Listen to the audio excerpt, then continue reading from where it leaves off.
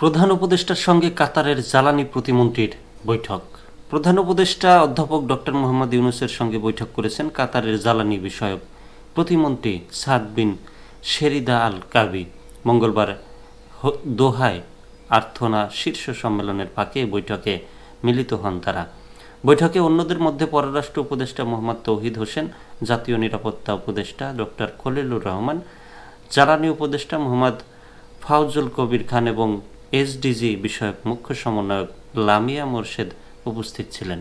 এর আগে অধ্যাপক মোহাম্মদ ইউনূস কাতারের আমিরের মা এবং কাতার ফাউন্ডেশনের চেয়ারপারসন শেখ মোজা বিনতে নাসারের সঙ্গে বৈঠক করেন।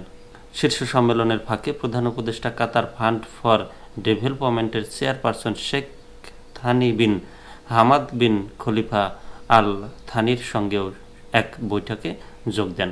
এছাড়া তিনি কাতার চ্যারিটির আন্তর্জাতিক অপারেশন সেক্টরের সহকারী প্রধান নির্বাহী কর্মকর্তা নওয়াফ আবদুল্লাহ আল হাম্মাদির সঙ্গে বৈঠক করেন। প্রধান উপদেষ্টার উপপ্রেস সচিব আবুল কালাম আজাদ মজুমদার এ তথ্য জানিয়েছেন।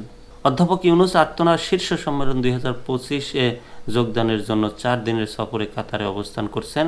সোমবার স্থানীয় সময় রাত 9টা 40 হামাদ আন্তর্জাতিক বিমানবন্দরে পৌঁছালে কাতারে নিযুক্ত বাংলাদেশের রাষ্ট্রদূত মোহাম্মদ নজরুল ইসলাম অধ্যাপক ইউনূসকে অভ্যর্থনা জানান। এর আগে তিনি সোমবার সন্ধ্যা 7টায় হজরত শাহজালাল আন্তর্জাতিক বিমানবন্দর থেকে দোহার উদ্দেশ্যে রওনা হন।